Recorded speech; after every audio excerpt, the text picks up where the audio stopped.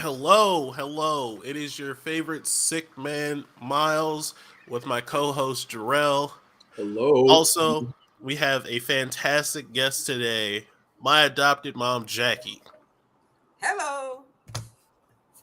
We are Jarrell. You want to take that over? I'm almost coughing. Yeah, go ahead, man. Anyway, we're very thankful to have Jackie on this week. Jackie definitely said, or when we started the show, Jackie reached out early and let us know that she wanted to be part of it. So we're so happy to have you. Thank you so much for caring and coming on. We can't wait to get in these topics. First off and foremost, if you guys aren't already subscribed to the show, subscribe to the show. Like the show on Facebook on the page. Hold on. We have the thingy McThing. We have a thingy Yeah, McThing. There we go. Like us on we have Facebook. anything. Yeah, we know it. Yeah, whatever. Yeah, like us on Facebook. Make sure you subscribe to us on YouTube. We got 83. We only need 17 more people, and then we get links. Finally, after a year, we're almost there. We're on the God. TikTokies. Make sure you go ahead and hit us up on there. We're on Twitter. Follow us at the Real BOF Pod. And we got Paul switching here. Say hi to Paul if you guys can. He's a nice guy. He's a wonderful guy. He hates Phil Collins. We don't know why, but he's a good dude. He doesn't hate Phil Collins. He just Hates hates Phil Tarzan. Collins. Collins whether he cared? Huh? Did you ask Phil Collins whether he cared? If I get close enough, I'm gonna let him know that there's a man named Paul out here hating on him out loud all over the internet. I'm gonna definitely let him know that. All over the internet. But how's everybody week going so far? I got sick, but I had a good weekend. That's all that really matters. I had a great weekend seeing family and friends and loved ones and babies. It was fantastic. Uh, one of my babies didn't like me, but that's all right. I'll give her another year and she'll She didn't love like me. us either. Shucks. Yeah, I know. She She didn't discriminate. She just hated everybody. she literally was just not having anyone. I would have felt some type of way if it was only us, but it was everyone, and I'm like, all Everybody. right. It was just too many people in her space, and she wasn't having it. Yeah, she just only wanted mom and dad was under them the entire time. That's They need to hilarious. teach her that sharing is caring. We here for your birthday. You don't want to see us. Wow. Right. But every other one, like as soon as I walked in the door, they were like, Uncle Jay, and I'm like, yes, that's what I want. That. Nah, that's yeah. Yeah, that's what I want. You like when you Yeah. come in the door and kids are excited to see you? Yeah, it's Yes. fun. Like a father? No, not like a father, like a fun I uncle. mean, I know when I came home, my dad came home when I was younger. I was so excited to see my dad. We were chill and say things. What's up, Paige? Hi, Paige. I'm just saying, man, that would be a really cool thing to happen if you became a father, you know? Yeah, father. I want to be a father one day. Just Yeah. That's give it time. unconditional love. Yeah, man. Yeah. You should embrace it, brother. Yeah, he does. You just want me to get pre-made families is what you want me to get. Hey, only thing I want is your happiness, my brother. That's all. That's What it. up, That's Keith? all. Yeah, Hello. I get excited when my niece is excited to see me. I don't know why your niece is super excited to see you. Every time I see you interact with your niece, it's you doing something just like evil to her. And it's funny, but also. That's what's up. Also, How you was said your you week? got sick. Yeah, I got sick at the end. How you feeling? Right when I was going home. I slept for 3.5 hours today. Oh man, that's crazy. Yeah. I didn't sleep at all today because people called me and my fire alarm went off, so I'm a little groggy. You know. I apologize, sir. I'm sorry that happened to you. Yeah. People that called you probably just wanted to like see how you was doing. They didn't. They didn't know. They didn't know. The people that called me started with nothing but disrespect, telling me that I can't carry a team and I need to be better as a person and as, That don't sound as right. a player. It didn't sound right to me either. That don't But sound you know, right. especially when I first opened my eyes in the morning, crazy that people who care about me would say those things. But I let it pass. I go on about my day. I keep living my life, and then my fire alarm goes off when I want to take a nap, which I don't respect. I've never taken a fire alarm serious, which is probably going to be my demise one day. That's how Jarrell goes. We'll cross that bridge when we get to it. But then I get back comfortable in my house and I go to sleep for maybe 30 seconds. And then all of a sudden I am then audibly harassed again by the people who disrespected me earlier for no reason. You know? That's crazy. I know, bro. And then you want to know the question he asked me? Jackie, you want to know what they asked me? He was like, hey, I just wanted to know that if we don't sin and Jesus died for our sins, did Jesus die for nothing? Jesus ain't in it just for you. He in it for everybody. So other people, he died for their sins. Now, if you don't think you've ever sinned, then you cool. He don't have to worry about you no more. But the rest of us needs him. I'm so happy you answered because I immediately hung up the phone because I did not need to deal with that at the moment. Tell them it ain't about them. About right. Us. I think they hear that. It's not about them, huh? Right. I think they know. I think they're in this chat today. Good. All right. Mom, how was your week? How was your week?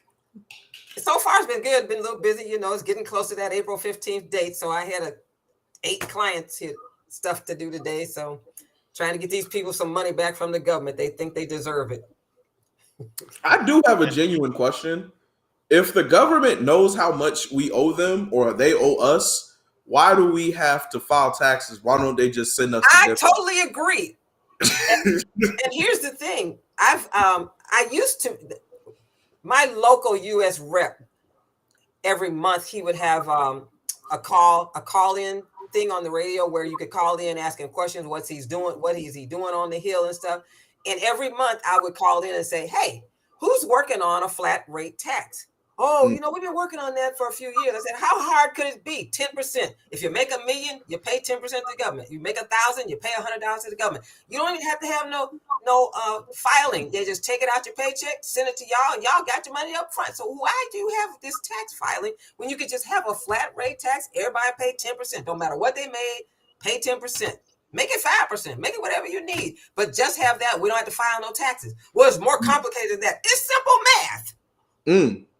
100% agree. But I can't get the politicians to say, yeah, that is pretty simplified. They make it complicated so that they can keep what they think is their job for life. You think it has to do with them avoiding taxes and that they wouldn't be able, they probably find loopholes and avoid. They would find loopholes in a flat rate tax. So that don't even matter. You know, they would find some way of not paying it because they figure they're entitled to all the money they made and we've got to give all ours back.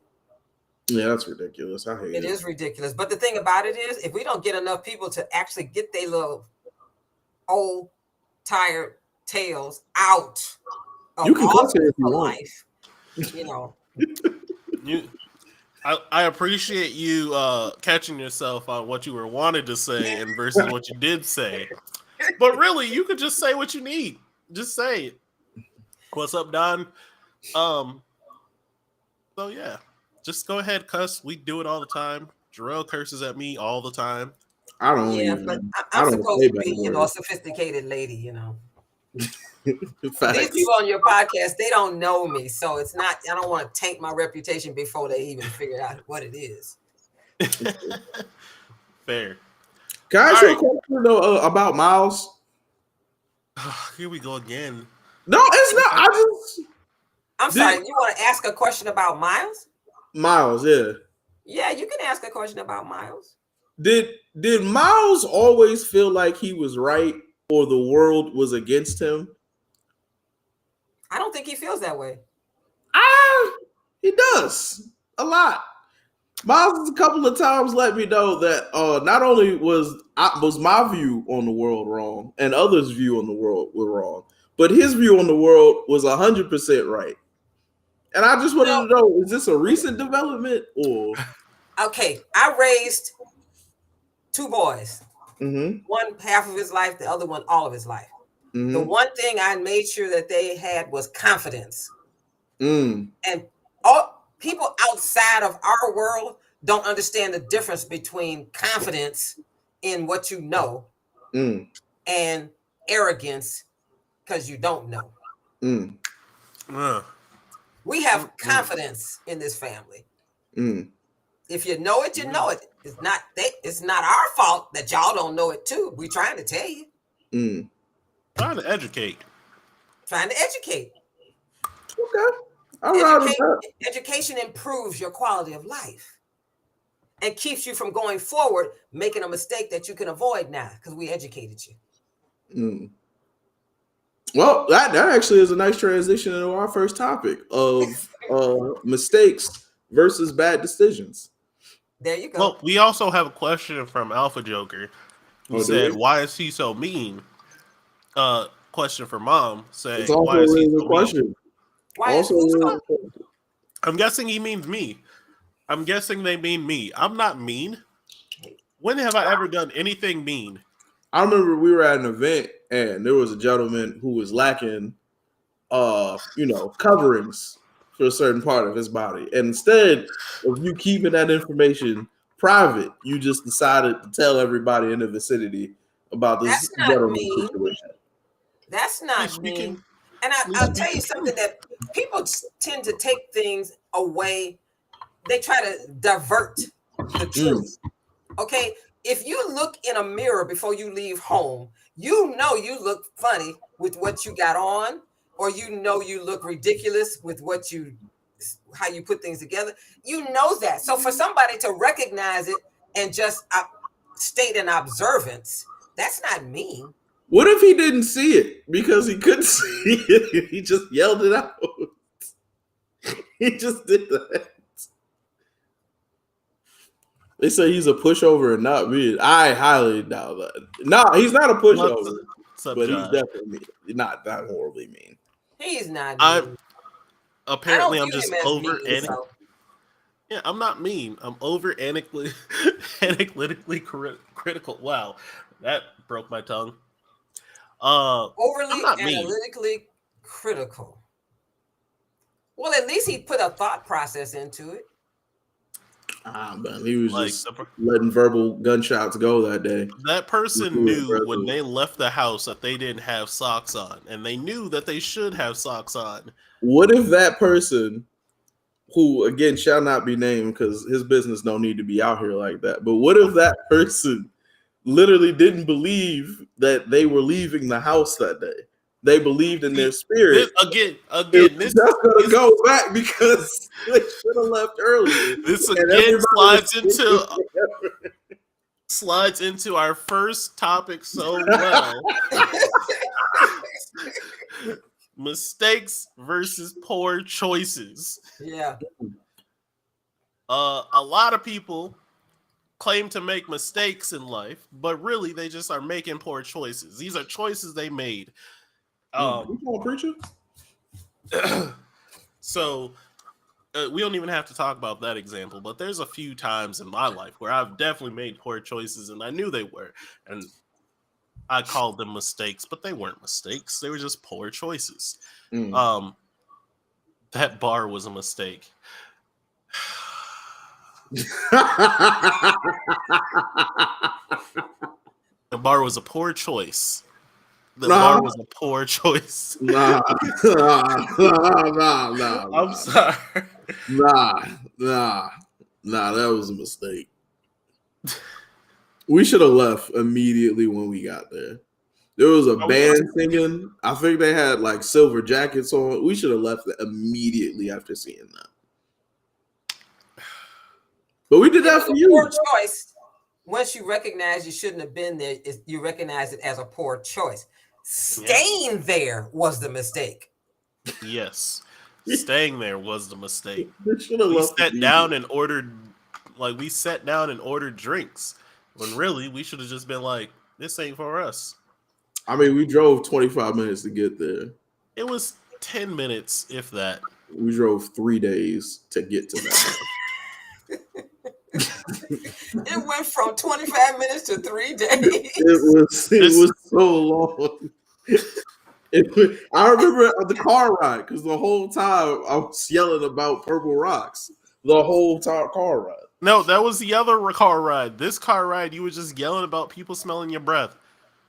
No, that was when we were going to work. Because you weren't Purple there the Rocks was second from ride, bro. Lizzie. You wasn't there the second ride. You were driving with other Yeah. people. The first ride up there, that was when I was talking about the Purple Rocks. That was the third ride. Going from Lizzie's house back to your house was Purple Rocks, but that's fine. No, We can actually stay on topic. We were asleep. This is what I'm talking about. Revisionist history. I can guarantee you because we were driving up there and he didn't. Keith didn't want to go no more. He wanted to go back home, and I was like, "Well, you want to go back home to be Elder Lord?" And then I went into a whole thing about him throwing purple rocks at people. But that was when we were up there. All right, who's Alpha Joker? That's our boy Josh. Shout out to Josh. Yeah, our friend Josh said that there was too many white people in there, and he could smell the privilege in the air. But he prefaced that by saying, me being a mostly white dude.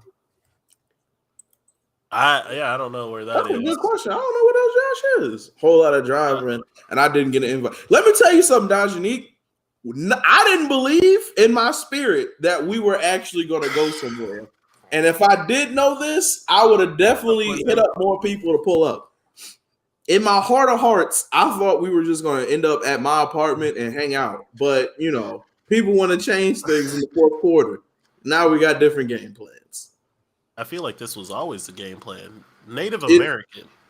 Oh, okay. White and native. Okay. There we go. Yeah, John, there we go. But anyway, staying on topic. Do either of y'all have notes or like something to say on mistakes versus poor decisions? I think a poor decision is a mistake that you continue to go with. And that fits in what we were saying, where we went somewhere we probably shouldn't have been, but we stayed in it. And that's what made it a poor decision. Yeah. Because a mistake is something like you reach for something and like you reach for a cup, you spill the water on the floor, and you're like, oh man, I made a mistake. I accidentally hit the water on the floor. The poor decision is to not clean. Well, that's an accident. Well, yeah, but is a mistake. A mistake is a conscious, you know the consequences, or you know, or you can presume the result. And you've concluded that, oh, this should be okay because you kind of vetted it in your mind, and then it didn't turn out the way that you had done, turn out the way that you had thought it would. A poor decision is, you know, it's bad going into it, but you say, oh, but it'll be all right. You talk yourself out of it. And you have a consequence that you did not expect that could be, you know, not too good of a consequence. And then you say, but I made a mistake. No, you didn't, because you thought about it and did it anyway. That's a poor decision. So if you think it through and you think it'll work and it doesn't, you made a mistake. That's real. We got Dajanique saying that a poor decision is ignoring the red flags while dating someone. You know it's going to fail, but you keep going. That's a poor decision. I agree. That's a poor. And it happens a lot in relationships because people want it to work and they're not going to ever conclude that those red flags actually were there at the beginning. They just say, it what? I didn't see that then. Well, that's because you were so busy wanting it to work that you actually talked yourself into something that you didn't feel good about it in your spirit or in your heart. Because you do have intuition and you do have red flags in your head, and they're telling you no, and you're going, oh, it'll be okay. Oh, it'll be okay. Oh no, I'm gonna tap that thing because it'll be okay. Well, you already know she on penicillin, so if she on penicillin, you don't need to do that.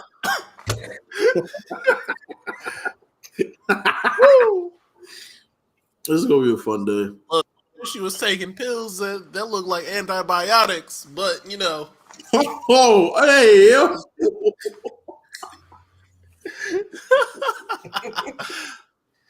I've definitely made mistakes when it comes to dating lives, and then I've also made poor decisions because, like, I stuck into it and just kept it going as long as I could because I'm like, it'll work out, it'll be fine, I can handle this. And then a few months later, I'm like, I can't handle this. Yeah. This is for the birds, as Jarrell would say. Yeah. But here's the other mistake that people make. Mm. After they've learned that it was a poor decision, they don't figure out how to change it. What they do is say they don't want the embarrassment of somebody considering them a failure in it. They don't want to have other people be involved in their stuff. They want to definitely know that it was them making the decision, not all the other people telling them they were stupid. And so they get into those insecurities of failure. And so once they get into an insecurity of having to be labeled as a failure, then they just keep going in something that should have ended.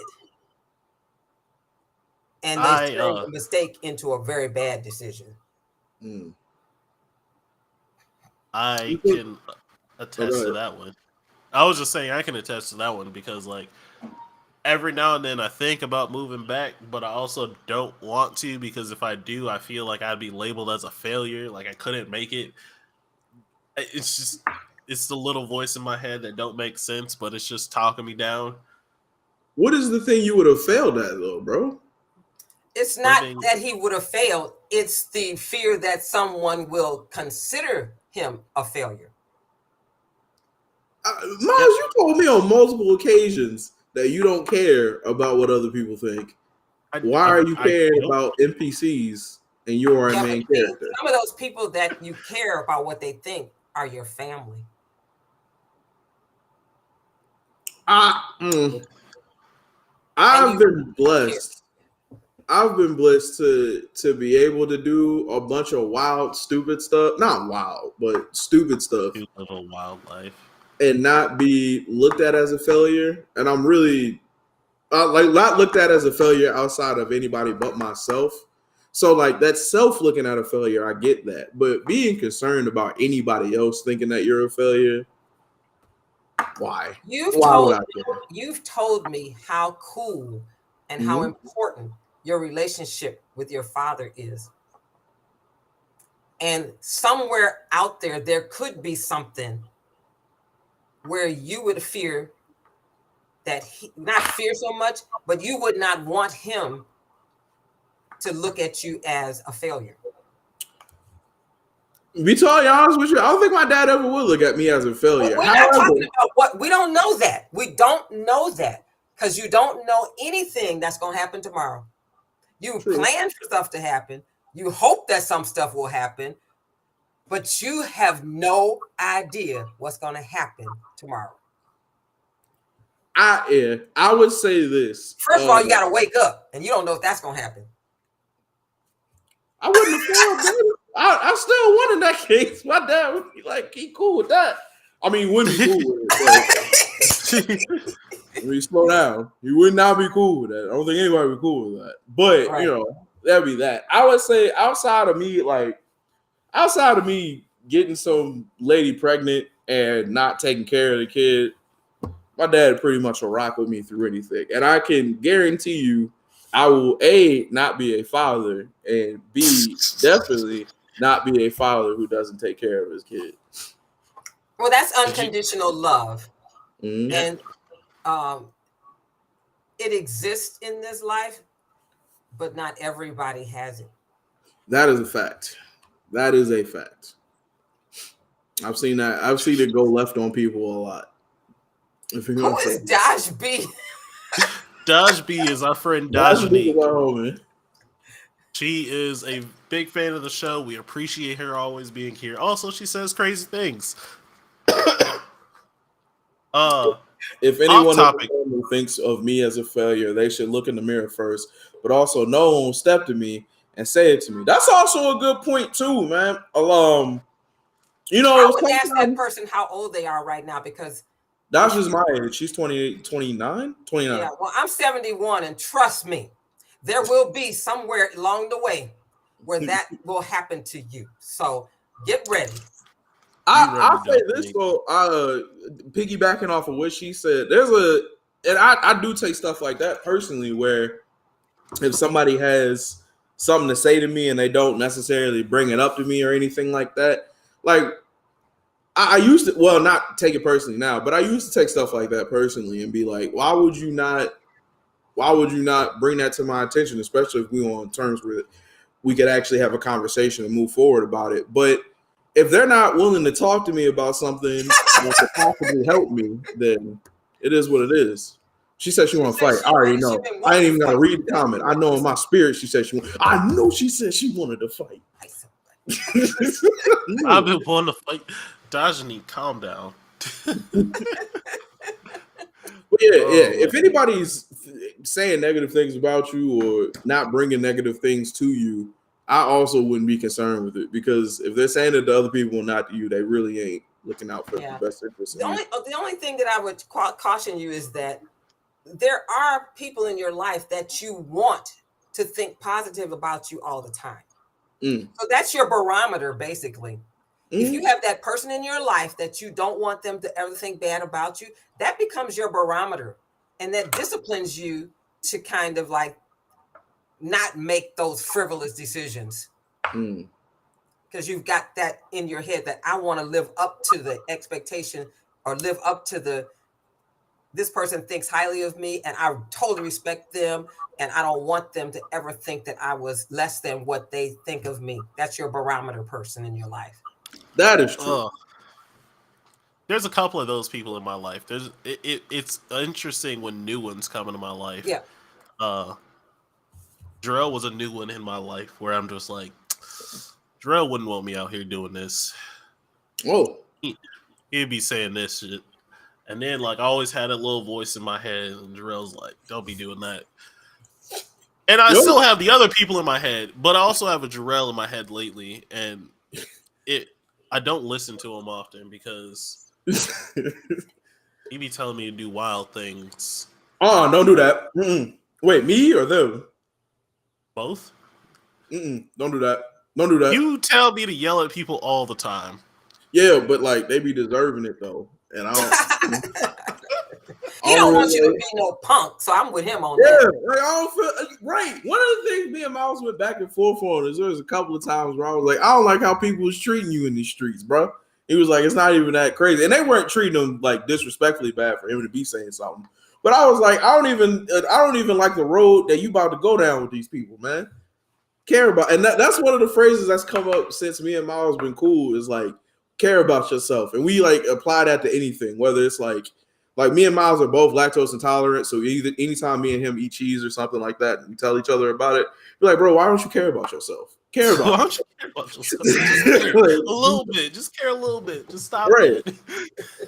Right. That's one of the terms I do like. I do love to say now and everything like that, but I don't know. Go ahead, keep going. What you were talking about, Miles. I forgot. I went on a tangent. I really wanted to go on a tangent, just a small one, because you said you was talking about getting a girl pregnant, and you was like, "That's not gonna happen. That's not gonna happen."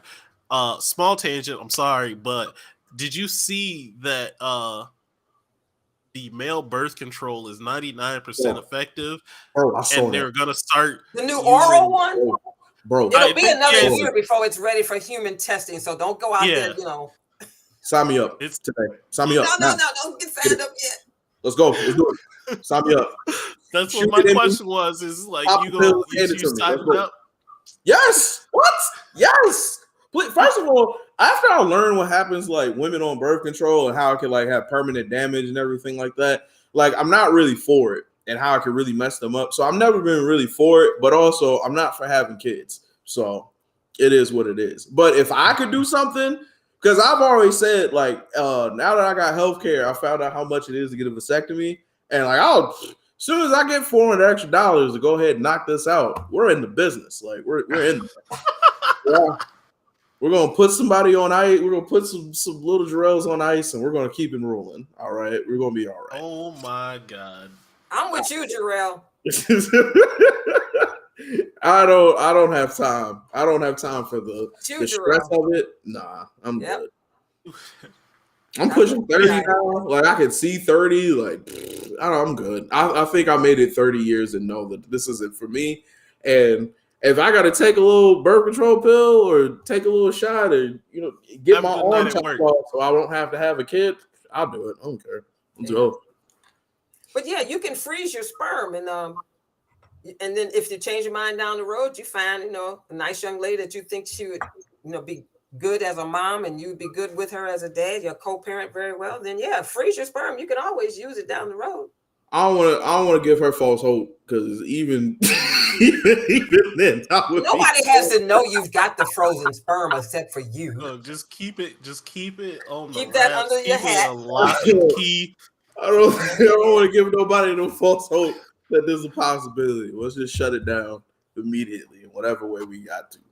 You might change your mind. So the frozen, you can always discard it down the road or let it spoil on its own. But I want to throw it into the ocean like ashes.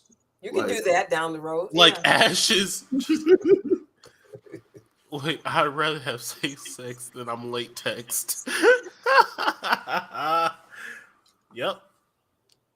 Yeah, I can't do it. Yeah, I can't. No, terrifying. It's not a fun time for anybody. But also, again, going back to the mistakes versus poor decision, I learned a long time ago that a mistake can turn, or a poor decision and mistake could turn to a lifelong decision. That's true. And you can't do anything about it except for ride it out. And whew, man, I can't. I'm just not built for it. I'm built for a lot of things, but not that.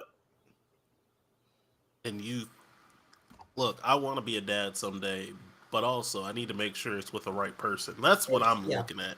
And that's the mistake versus decision thing that is missing in a lot of relationships. People get involved and they just don't take caution, and they end up in a situation that changes all three people's lifestyles forever. And if you're not prepared for that consequence, it could be a rough time, a rough 20 years. When you had your boys, what was the thing that made you, what was like the number one change in life? I don't remember what it was like without them. Because every decision you make, everything that you do, the first thought is, how will this affect X, Y, Z? If I say, oh, I need to run to the store. Oh, okay. If I got to run to the store now, I got to put the snowsuit on the kid. I got to get him out of here. I got to make sure his diaper's clean. All those things race through your mind if you just got to run to the store to get a bottle of ketchup. I'm just using that as an example. Mm-hmm. And so if you see a deal that you want to take a trip, you guys say, okay, what will I go do with the kid? Everything is about them for about the first 5 years. And you start thinking about them, where they're going to go to school, I got to make sure they're well, they're safe, they're, all that, everything that you do has to do with them. It gets to where you just don't really remember your life. And then your life all of a sudden is divided to before and after the kid. Oh yeah, before I had a kid, like, oh yeah, I think he was 3 years old when that happened. Oh yeah, I remember he was about 10 when that happened. Everything is, the rest of your life is about them. And then they get to be 25 and you go, sayonara. It becomes you. Now it really becomes all about you. And you don't give a rat's patootie about nothing else. Hey, it's about me now. I did my job. Right. They are people now. They are grown. They are healthy. They are happy. They are successful. I can sit back and enjoy them, watching them continue to develop into really decent human beings. And I can go do something when I get ready to. Amen. Yeah. But I planned my life, so it was kind of a different experience for me than most people. Most people just kind of fly by the seat of their pants. And I literally planned my life.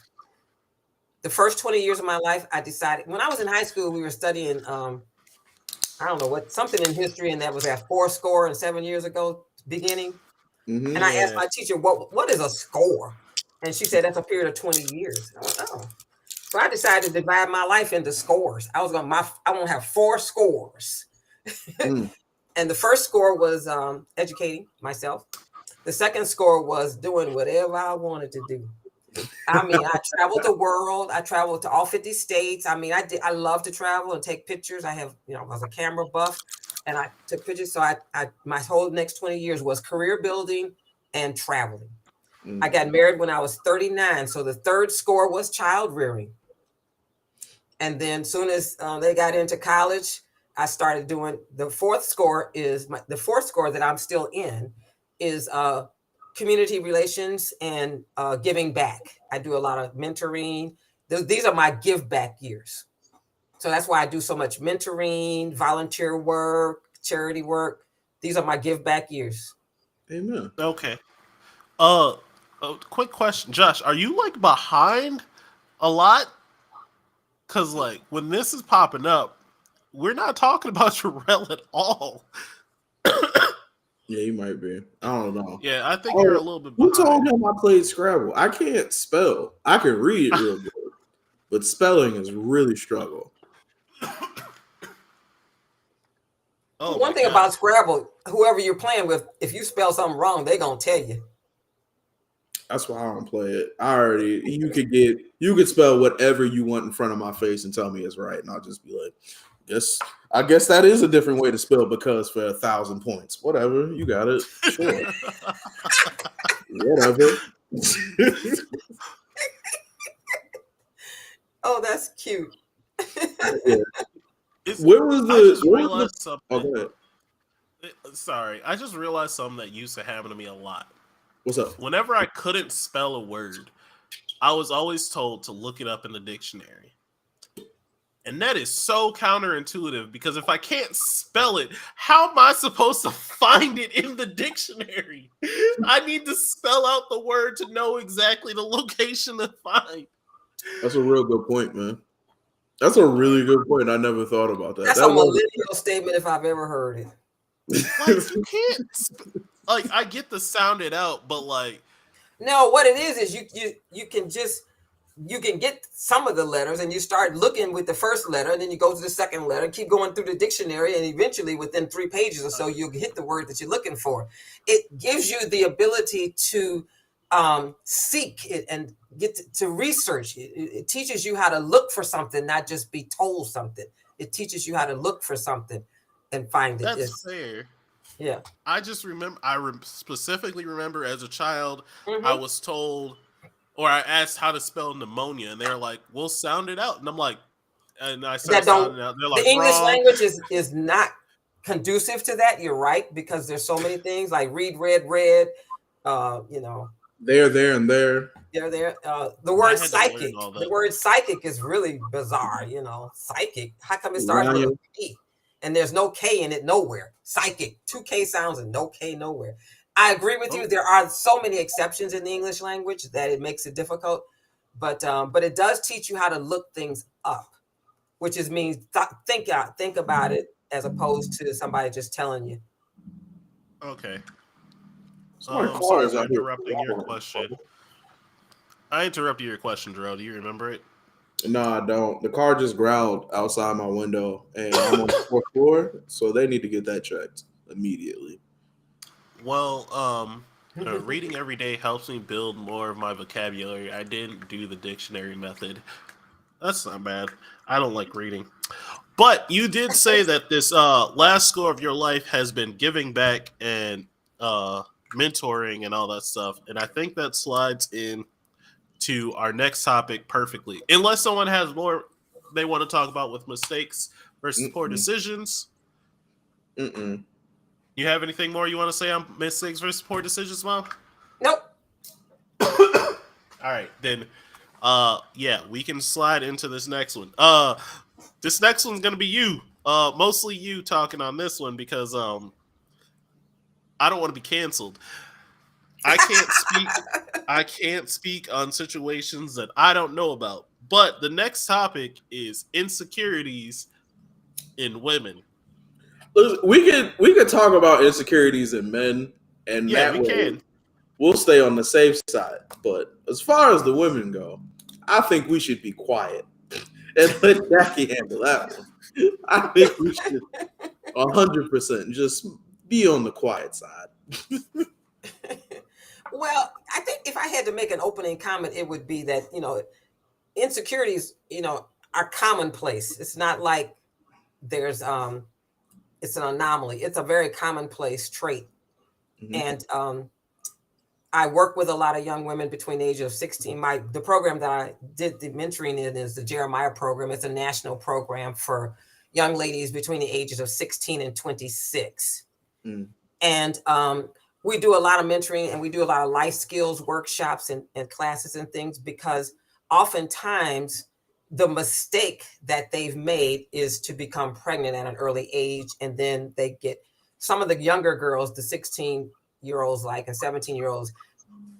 There's a lot of girls in our program that have gotten kicked out of their home because their parents were so ashamed that they became pregnant in high school that they said, since you think you're grown, get on out of here and be an adult. And they end up in our program. Our program is only for young ladies who have been referred to us. We're not out looking for them. They've been referred to us. And many times the referral comes from the hospital. When they give birth, the girl has no place to go because her parents don't want anything to do with her anymore. And so they end up in our program by referral from the hospital or from some social worker or somebody like that. So, but what we've kind of learned about these young people, these young women, is that they were looking for love in all the wrong places. And they were taught that they needed a man to take care of them in their life. And they started looking for a man from the time they were born until the time that they got with the wrong person. And they were kind of saw that their mother had their father taking care of her and treating her nice and stuff like that. So they started looking for their Boaz. And Jarrell knows about Boaz. They started looking for their Boaz, but the guy is looking for a piece of something. and for a little bit. And once they figure out that girl is looking for them to be a certain way, they act that way, and the girl just falls in love with them because they act like the girl that they want to get a piece of wants them to act or views them as how they would act. So all of those actions lead them into these poor decisions. And then the mistake, of course, is having a child early. And then the guy is gone. And case in point, I think I was telling Jamil about these. I had a class where I had a financial literacy class at through the program. And there were two girls in my class that when I came into class, people are gathered around talking, and these two were arguing with each other. And it turns out that they had their two kids, each kids had the same father. So there's two girls in my class. One has a 1-year-old, one has a 2-year-old by the same guy. And he had a baby by another girl. And I said, these are kind of segue topics, but I get involved in what they were arguing about. And I went, wait a minute, which one of you got the 2-year-old? Which one of you got the 1-year-old? So the girl that's got the 1-year-old, she goes, I got the 1-year-old. I said, well, you the stupid one. And she said, what do you mean? I said, you're the stupid one because you already knew that this guy had treated two other women like this, and you're arguing with her about which one he really loves. Come on, can't you see it? He don't love none of y'all. But their behavior was based on the fact that he knew that they wanted to hear that he loved them and he used that to get what he wanted. He used their insecurity to get over on them. And if they don't get out of that pattern of behavior, their whole life will be based on feeding their insecurity. Not developing the confidence that they are a quality person. They're good. They can be successful. They can be happy. They don't have to have some douchebag guy there, to define them and validate it. Yeah. And validate them. So back to the insecurities in women, there's a whole bunch of women like that. It's just like a whole generation and a half of women like that. That they're looking for love in the wrong place and unconditional. But the baby gives them that unconditional love that helps them get through the need for love. And that insecurity is just a need. And insecurity is just a need for something that you can't provide to yourself. For lack of confidence, lack of knowledge, just a lot of lacks that you're trying to overcome.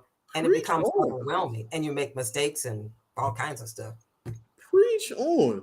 That's a really good. Yeah, I never really thought of it like that. But for real, a lot of things that people get made fun of or feel insecure about are things that they feel like they are lacking.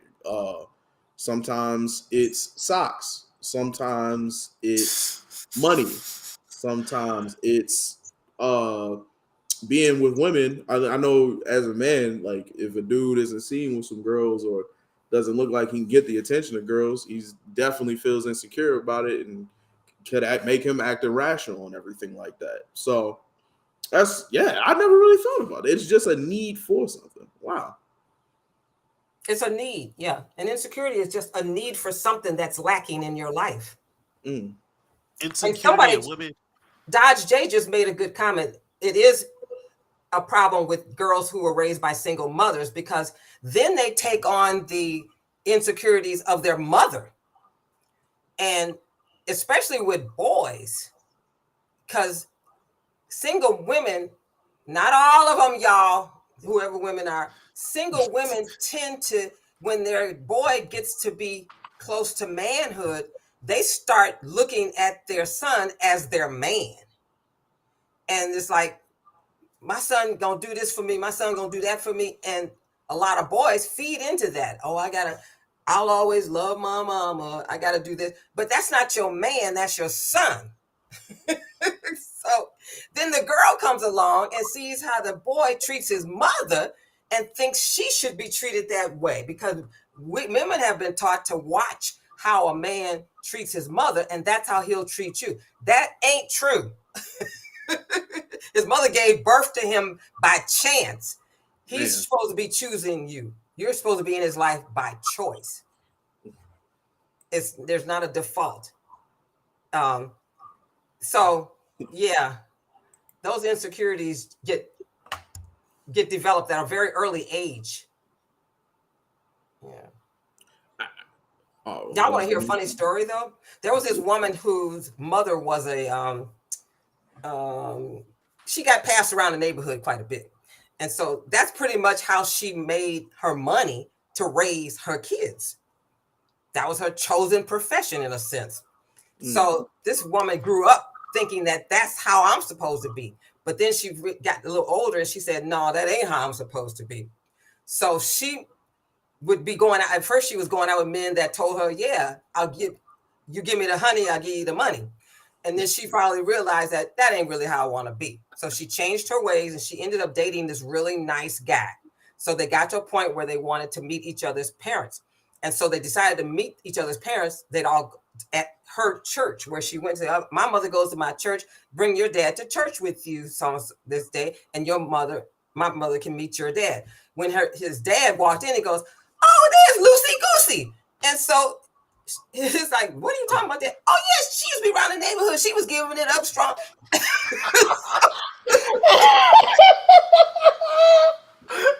At the church.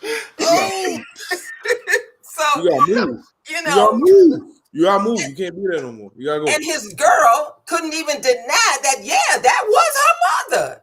And that's what she did. But she didn't expect that she'd actually end up meeting somebody who had been part of that years ago. So, oh my God, you gotta go. You can't stay there no more. Well, she ended up breaking up with the guy because she was so embarrassed. She broke up with him. Yeah, you can't continue that. That gotta stop. That was it. The way I would have cried. But see, the thing about it is, she wasn't like that. She was living, she was trying to live down the reputation of her mom. Yep. So now she's got to go forward in her life and she's got to figure out a way to get past that because she loves her mother and she wants her mother to be involved in her life.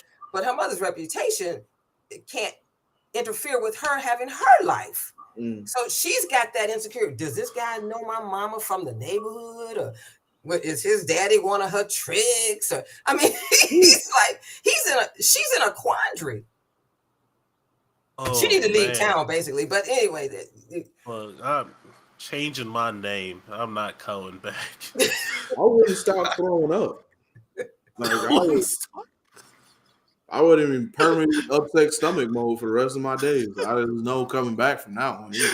How you walk into a church to meet somebody's parents? Jesus like, being here. Don't say that. Don't do that. Oh my God. She's going to have insecurities the rest of her life based on what her mother did for a living. Mm. But yeah, I mean, mom had to do. I mean, not had to do what she had to do, but also she had to do. Well, that's where the mom didn't like do some forward thinking of what effect is this going to have on my daughters. Mm. I'm known throughout the neighborhood. Yeah, she could have just put them to bed and left and did her night work and came on home and she got paid that day. So that's all this needs to be known. I got paid at work, you know. Oh man, that is, and you in your own town. I wouldn't. Oh man, you gotta move. It's a tough one, but that's an insecurity that you know. So Keisha said a while ago. She said, "I agreed. I don't have any children, but I tried to find a guy like my dad and a man.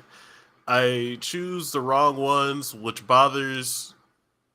I don't know how she wanted to say that bothers more insecurities." Does she mean bring more insecurities or bothers me? Keisha, what do you mean by that? Or fosters more insecurities? Yeah. And see that goes back to feeling a failure in somebody's eyes, feeling like a failure. Because her dad was a great dad, and she was choosing guys that didn't measure up to him. So where is it that there's a failure? Did she fail to choose a man? And if your dad's a great guy, you can use that as your barometer. So choosing the wrong ones means that somewhere there was a disconnect between the guy that you're looking at, or else he saw what you was looking for and played that role until it couldn't be played anymore to get what he wanted. Now you're always wondering, every guy that comes along, is he playing me or is he genuinely that person? That's where you just put some time into it. Because that him play by your rules and not the guy's rules. Calvin, this is my mom, my adopted mom, Jackie. Right now we are talking about insecurities in women, and by we are talking about, we're just having a conversation and listening. And how do y'all find this woman of knowledge? This is a woman that raised me from 15 on. Yeah, 15 on. Well, Miles, I'll ask you this. Do you, when you talk to women, are you actually looking for serious relationships? Do you look for qualities of Jackie and everything like that? When I look for a woman, I do look for.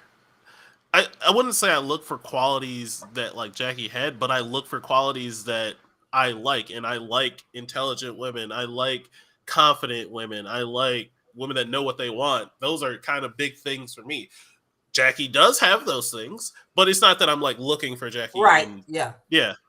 It's just she showed me what, like, I guess like what confidence looks like, and I love confidence. I'm a confident person, so like I couldn't be with an unconfident person because I can't be sitting here thinking I'm the greatest, and then she's over here thinking I'm nothing, and I'm like, but you're with me, that means you're the greatest. That's real spirit. It would draw me down. So I want confidence. I never really sat down and thought about anything like that. It's like the girls who I seem to like be around, they do have qualities and like that my mom had. Like a lot of them are really funny and my mom's hilarious. A lot of them are like really straightforward with what they want or anything like that. Kind-spirited and everything like that. Smart. So I never knew I was making those decisions consciously, But now that we bring it up and I'm really thinking about it, like, yeah, those are some types of similarities and everything like that. So yeah. Whoever Calvin is, tell him, nice to meet you too. I don't know where to put in the chat. I think you can type in the chat on the right side. Oh, here it is. I just found it. Yeah. But that might. I don't know what that happens. I really don't know what happens if you type into that. No, it'll just say us on the show. Will it say us or will it say her? BOF. That's what I was just. Yeah. Okay, it might say BOF. Oh no, that's us. That's the private. Yeah. I don't even know if you just talk. one. Yeah, we have a private chat. Okay, so that's been. Yo, that's been in front of my face this entire time, and I never think we used it. I've used it once. You didn't look at it. I was like, chill out hilarious. or something like that. Or Bro, anytime I have to send you a message on the show, I just pick up my phone and I send it to you. Oh, yeah, but if you just talk to them, that's what I do. I just talk to chat like they're a person. They're still replying to Liz's thing about her dad. You're looking for a horrible dad and a great spouse, JK. I'm just poking fun. Okay. Calvin says, in my opinion, I don't need a female who knows what she wants due to the fact I don't know what I want. I mean, you grow together. Then you grow together. Yep. As long as you really care. Feed you. Yeah, I know. We are people. Where did that come from? You know. But yeah,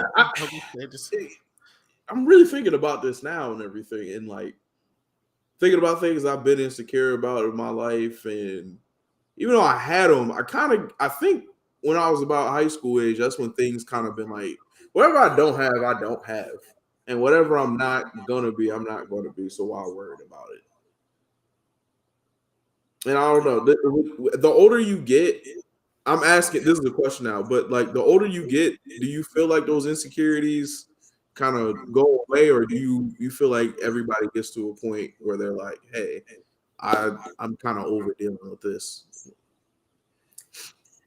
At some point, you do pretty much have an awakening where you realize that those insecurities are roadblocks, and some goals you're trying to achieve could have probably been achieved if you eliminated those things, because they're false negatives. You've created them for yourself.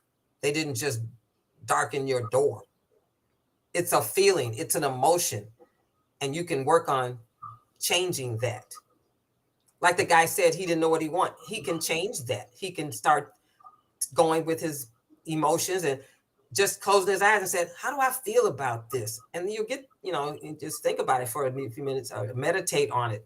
And and then you can make whatever changes necessary to improve that situation or eliminate it. I usually find out what I want by talking to people and like just seeing different sides of things that I didn't think about myself. Yes. That is how I do it. I like communicating with people and seeing their perspective on situations, and it's usually just a little bit different than mine.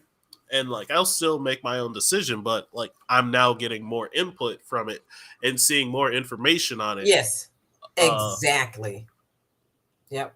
YouTube is better than Facebook. Yes, it is. We always tell people to use YouTube over Facebook. Facebook moderates too much. We have it on Facebook for people that don't want to use YouTube. So that's like Calvin. Insecurity. Yeah, I know that's Calvin. Insecurities for men is, I think a lot of it starts with just expectation. Like insecurities for most people, it starts with expectations that you feel you're not living up to at some point, and like having to deal with that. And I think a lot of people don't know how to deal with their insecurities. They just say, I'm insecure about this, and then just leave it at that. And I'm like, well, are you working towards bettering yourself, working towards not being like as insecure about this thing? Are you working on trying to fix this point to do something more? Like, there's a couple of insecurities I had, but now I'm completely comfortable with myself. Jarrell said it's because I'm old. Well, just to add to that a little bit, this is a bad word, but it has a positive trait to it. Mhm. And counseling is not a bad thing. And here's where you get the counseling. You don't have to be in front of a psychologist or laying on a psychiatrist's sofa for counseling. Counseling is going to your best friend and saying, "Hey man, what do you think about this?" Or what how could you handle this? Counseling is going to your dad saying, "Dad, I want to ask you some advice about such and such and such and such." Or mom, what's this does with counseling is just talking through a situation with someone who's trusted and that he won't judge you by it, or they won't judge you. They won't laugh at you. I mean, sometimes we laugh, because I remember one time my mother walked into a glass door that was so clean that nobody knew it was a door, and I cracked up. And my friends said, they said, "You need counseling." I'm like, it was funny, okay? My mother was fine with it. We were all going out to dinner. I mean, I swear this door was so clean. She just walked right into the door. But we were strong enough in each other's relationship with each other that me laughing made her laugh. And she said, "Yeah, I guess I should have been a little bit, more aware of what was in front of me." But she was around people that loved her. She trusted, and we can talk about anything and we can laugh together. So if you've got a trusted friend or trusted family member, counseling is just talking it through with someone where you can get another perspective to what it is you're going through. So when people says you need counseling, you don't need to be laying on somebody's sofa that's a degree psychologist. You need just to be, maybe I better bring this up just to kind of say something. I mean, my roommate from college and we lived together for 3 years. So we were very close friends because we talked into the middle of the night. And even now, 40 years later, once a month, we spend like 3 hours on the phone with this and with that and with this and with that. And she is not afraid to say, "You off your rocker with something. You don't know, girl, please, let me tell you what you should be doing or how you can be thinking about. Then you think about it this way." And she can be totally brutally frank and honest because she knows I will take it as it was delivered. Love, friendship. Right. Yep. And there's a level of trust there where you know that even if these words I don't agree with, they're not meant to hurt me. They're not meant to bring me down. They're meant to give me a reality look right at my situation so I can push forward. And I really always appreciate stuff like that. I do. Did you want to talk about Dajanique's comment or? Dajanique's comment made me laugh a lot. She said, "I think for me, getting older, I had empathy of the reason why I had the insecurities I did. I've spoken with my mother, but I'm ready to throw hands with my birth father. Pay what you owe in blood." Jesus. I'll let people know.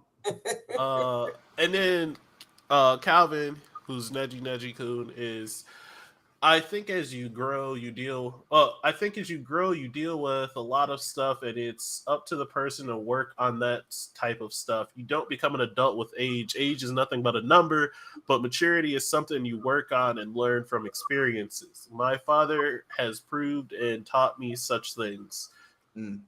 That's very true. Maturity doesn't come with a number, but experience comes with time. A lot of the insecurities I'm learning to accept or fix what I can that took a lot of growth. Usually I talk to Counselor Dodge or pray because it helps me. Hey, that's what you got to do. And Dajanique has some interesting points. So yeah, go to her for counsel for sure. I go to Jarrell for counsel normally because he usually will tell me what's right and wrong and then make fun of me for it at the same time. So, that makes it a beautiful experience. It's a good I recently asked him a simple question of how would he do this thing, and he just laughed at me and talked about me for 15 minutes saying, "I wouldn't, but you apparently would. You would do this. You would do XYZ. I wouldn't do this, but you over here thinking about doing it," and just like laughed at me for 10 minutes. I'm like, I just wanted to know how you would do it, but apparently I'm not doing it. It's not something in my repertoire to do. But that's a healthy experience then, because you can I didn't do the thing. It relaxes you a little bit, and you can go forward and just take that input and put it in your own style. That is true. Being able to do that with people is like honestly one of my favorite things. Again, even though I'm saying it'll make you feel better, and being able to be honest with people, like, is so wonderful. And it's a great feeling without having to feel like, man, like you're gonna take it a certain way. So now I gotta edit myself. So now even the conversation that we're having isn't as pure, isn't as genuine as it is, because I can't necessarily say how I feel or say what I want to say. It's really trash. I hate that. But again, man, I do appreciate Miles, because we've been at a point where we could honestly just have conversations with each other about whatever. And it is what it is. It's been interesting. An interesting year. I've learned in my like on an experience I had and had to ask y'all if I was a bad person. I learned and might not do it again thanks to Miles. Wait a minute.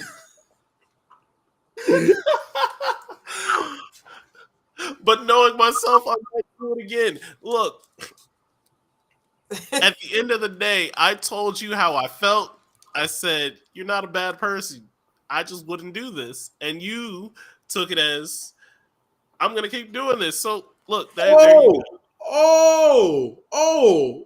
But when I say it, you ask me if you're a bad person. When I say, hey, man, that's just not how I personally would get down. But you can live your life the way you want to, my brother. You looked at me like, why are you calling me bad? You asked me, Jarrell, do you think I'm going to hell? And I was like, that's not for me to decide, Miles. That's not my call. Why would you put that on me? To be fair, you said, Miles, you going to hell. And then I was just like, you called me a bad person. And you're like, I never called you a bad person. And I said, wait a minute, Jarrell, do good people go to hell? And you were like, no. And I'm like, so only bad people go to hell. He's like, yeah. And I'm like, so you said I'm going to hell, so I'm a bad person. That is how I put it. That's not my call. You ain't want to admit it. That's not my call. It's not my call to judge. But also, the actions you were preparing to take. I was going to send him straight to it. Dodge is my best friend that I have had for 14 plus years. She throws hands, prays, or can counsel you. She may do it all in one. Oh man, it's happened before. I've seen Dajanique make fun of somebody and also take care of a man and make sure he doesn't freeze to death at the same time. And it was a great time. It was a great experience. Dajanique is definitely about that life. But what else I was about to say? I don't even remember now. Now I was just thinking about what conversations we've had that have gone off the rails. Look, there's a lot of insecurities in our community in general that, like, I think people need to talk to. Like, we need to just talk it out. I think there's a lot of I think a lot of things can be handled if we just talk about it, but I think some people are just afraid to talk about things. We're afraid of being judged. Yeah, afraid of being judged. And really, we just need to, like, talk. That's one of the things that I really enjoy this show for, is that I have been bringing up things that I feel like I've never got to talk about growing up, and that I want to talk about now, and get other people's perspective and opinions on things, and see how other people handle these life situations, because it's the only way we will grow. Yeah. Everybody brings a different set of circumstances to the table.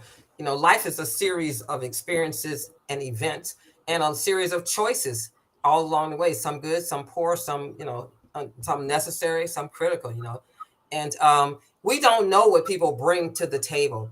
And I used to tell my staff when I worked full time, they said they would go and talk to somebody and they chop their head off and they didn't give them the information they needed. I said, wait a minute. First of all, we don't know what that guy brought to work that day. He might have had a fight with his wife the night before. He might have lost a loved relative and he couldn't take off work because he had no more sick days. So he had to show up to work and he can't be with his family because his father is sick. You don't know what they brought to work that day. So understand that while somebody might be grumpy, there's something behind the grumpiness. And we don't deal with our emotions as openly in our society as would be that we could. And he could easily have come to work and told his supervisor, look, my dad's sick and we don't know whether he's going to make it. So I'm worried about him. And then we'd probably say, okay, let's kind of take some of the work pressure off you today so that you can focus on what care you think you want to give for your dad. So once you find out what the backstory is, it explains. But a lot of times we just jump to conclusion. Yeah, damn, we want to be that person just, ooh, I don't want to be nowhere around him. And you don't know what he's going through at that time. Our society is very quick to judge as opposed to understand. Yeah. I learned Calvin says, I learned at a young age not to care how people fully judge you, which allowed me to be myself in school. I don't know if that's why I'm allowed to get away with a lot of stuff that normally others wouldn't. Yo, real quick, the first time I met Calvin, we were in summer school of like sophomore, like going into sophomore year. And there was this dude in a heavy coat walking around with soy sauce in his jacket pocket. And I was so perplexed by this man. Like, why are you living like this? It's hot in here. Why do you have a jacket? Why is there soy sauce in your pocket? But once I got to talk to him, it made sense. Like, that's just who he is in his spirit. So, 100%, man. 100%. And that's where that comes from. When you finally be okay with yourself and not worried about what other people got to say to you or how they think about you or anything like that. And I don't mean people that you care about, like we were saying, like people that you use as your barometer for good and bad or Right. living right. But just genuine people on the street who look at you crazy, you're allowed to live a way freer life than you normally would if you actually continue to try to live up to some common standard that you feel everybody else is putting on you. Because a lot of time also people don't really care, man. Like if they don't care about you and they don't really care about what you're doing as long as it's not interrupting what they're doing or messing up their flow. I think the insecurity of judgment is pretty societal here in America because Americans tend to use anything to pass judgment, anything about you, your appearance, your skin color, your religion, your height, your weight. They use everything that is really out of your control to judge you or put you into a category. So all of us are freaking like, oh my God, they're going to think this about me before we even, get started on the conversation. And especially minorities, we walk in the door, we carry the prejudice on our face. And being a woman, we carry the prejudice just by being a woman. And now we got people freaking out. They don't want to be a woman no more. They want to be a man. They don't want to be a man no more. They come to be a woman because they got stereotypes about this. And you want to do something, but the stereotype is you have to fit this mold to do that. So if you don't fit that mold, you're gonna change yourself to fit the mold that somebody else decided was the mold that you needed in order to become what you want to become. And so our society is so full of that. It's hard to escape. And it's hard to develop confidence because once you think you took care of one thing that you were insecure about, they done figured out, they done gave you something else to be insecure about. So it's just a revolving door of you're going to get judged because of this. Your hair is too short. You got green lips. You got pink fingernails. And therefore you must be, this. They've concluded your character, they've concluded upon who you are just because of an appearance, or you have an accent. Oh, well, you must be smart because you're Chinese. Well, no, you ain't. I know some dumb Chinese folks. I hope none don't take offense, nobody. I'm just saying that the stereotypes are the list of stereotypes is so long. Right. In this country. It's very difficult to build confidence because you think somebody that you encounter that you need them to do something or give you something or be something to you has got a stereotype that they've already fixed in their mind before you walk in the door. I had a guy tell me that I talked to him for 6 weeks about a project, and then I flew to New York to meet with him after he did some programs for me, and I had to go out there and look at the database dumps. And I walked in his office and he said, we sat down and he looked at me and goes, wait a minute. I got to say something before we go any further. I'm like, what is? He goes, I've talked to you for 6 weeks. And it never occurred to me that you were black. I said, well, I knew it. That's funny. It'll change our situation that we in right now. It's the way our society is. Now his whole attitude about me was different. And he had to admit that to himself. And that was the point of his comment. He had to say, I never thought I had a prejudice. But as soon as I saw you, my feeling about you changed. And I didn't even recognize about that in myself until this happened, till this day. Now he's in his 50s. And it just occurred to him that you can't build all these preconceived notions about a person. And he hadn't because he didn't know. But once he saw me, it all fell on him. I said, well, that's on you, brother. But that's the way our society is. They see guys that have, really nice clothes, they're slim and trim, and they like this, and they think that they're gay. I got a friend, I swear, if I didn't know him, I probably would have thought he was gay. But he wasn't. But he loved to be, his mannerisms and the way that he did was typically a gay person, but he wasn't. So we do have them, and we all actually exhibit them. It's just so ingrained in our culture, it's hard to escape that. I think it's more not more. I thought about it for a little bit, and I thought it might be a little bit ingrained into not just our culture, but kind of our DNA to judge. Well, because that is how early settlers survive. Not like early settlers, but early humans survive. We had to judge things in a stat decision of, is this safe or not? And so judging is just a natural thing. It's just the notions of how we're judging and what we judge on is the tainted part. It's not that we're judging. I think it's what we're judging on is tainted.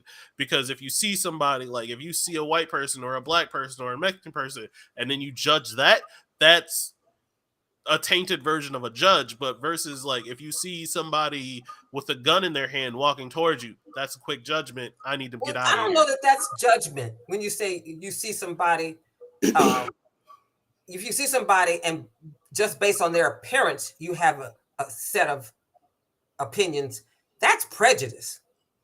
Yes. That's not judging. Judging is knowing something about them and then characterizing them based on that. Okay. You see me, I'm a black woman in a store, and I've had this happen to me, and I'm just looking around, and the sales lady come up, can I help you? No. And then they follow me, and I go, I don't need any help. I'm just looking. I can look, without any help. And they just keep doing it. That's judging me. So that's bad. Because I'm black, I'm going to steal. That's judging me. Don't that make you want to steal a little bit? Just be like, all right, well, now I want to create a problem. Now I want to ruin your day. I want to make it bad. Yep. I hate that so much. In my spirit, I do. I remember when I was younger, I used to get my hair cut. It's ingrained in our culture here in America. Yeah, it's disgusting. Yeah. All right. Was there anything else we wanted to jump on this, and then we can try to start talking about financial literacy a little bit? Financial literacy. Unless the comments got anything. Stereotyping people, not everyone will fit in the box you made in your head. And then Dodge says, see, I have the perfect statement for you to tell them. I'll buy this whole store, even if I can't afford it. I say it. Wow. Now that's stooping to their level. That's it. I have nothing more to say on this topic. We can jump into financial independence and financial literacy, I guess. Wait, real quick, I got a question for you, Jackie. Let's just say I'll take me. I find myself in because I know you bowl. If y'all don't know, Jackie bowls, and she's she's about it. She's with it.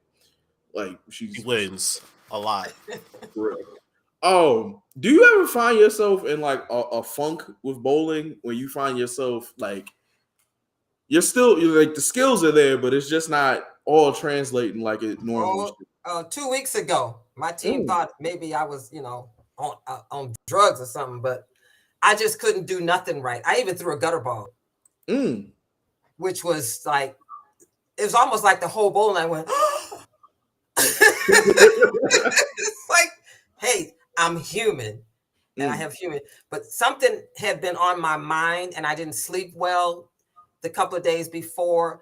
And I was trying to solve a problem. And the month of February was a little rough on me. I had to change caregivers for my mom, and she's not, you guys know, but the audience might. My mother's 95 and she has a living caregiver. I had to let go and I had to interview more. So a lot was on my mind. I just wasn't into the game. And so nothing was going right. No adjustment that I made came out good. So yeah, I've had that happen a couple of times. How do you get out of that? You don't go back. Okay. Actually, you just have to, you know what? It has to run its course. It has to run its course. Things have to change. Things that led to it have to change. So basically it runs its course. Okay. Yeah, that's why I'm kind of at that. I've been blessed. I kind of have well, not kind of. I actually do have a team, and I play this game and everything like that, and I'm doing good. But I'm in a real weird rut where I'm just like, the skills are there. I can see me doing it, but it seems to not be translating the way that I want it to. I'm still doing my numbers, but it's just like I don't even feel good about doing them. And I'm trying to get myself that's out of when this. you might want to step back away from it for a moment or two. That's what I was until thinking. your feeling gets more positive. Somebody's got a question. Yeah, Calvin did. I don't know what he was going to ask. He goes, what are your thoughts on male and female gender roles in this generation? Do you think that the changes from your generation?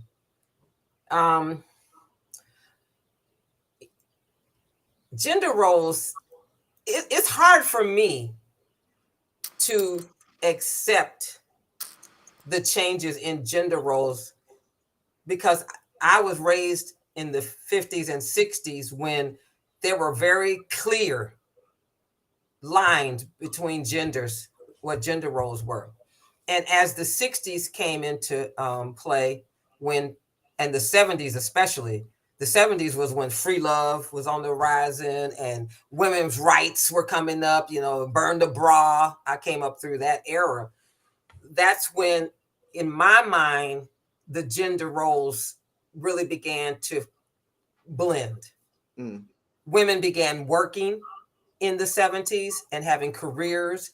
Then, the labor laws started changing to bring women into the workforce, and then they had to get changed again to get equal pay for equal work and stuff. So the gender roles pretty much disappeared from the ones that I learned existed. So the gender roles from the 50s and 60s just disappeared, and new roles came on the horizon where I can do anything you can do better. And Ginger Rogers said it, I dance just as good as Fred Astaire, only backwards. That's real. Well, so the gender roles just disappeared. If I have to be candid, I'd have to say, I think it was a mistake.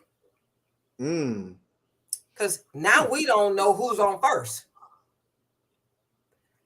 And there's no way anatomically that a man can do the same thing as a woman, or a woman can do the same thing as a man. There's no such thing as equality. We were not designed that way. Where a man is an outie, a girl is an innie. Where a girl is an outie, the man is an innie, so that we fit together and make a whole unit. We're only half of a unit.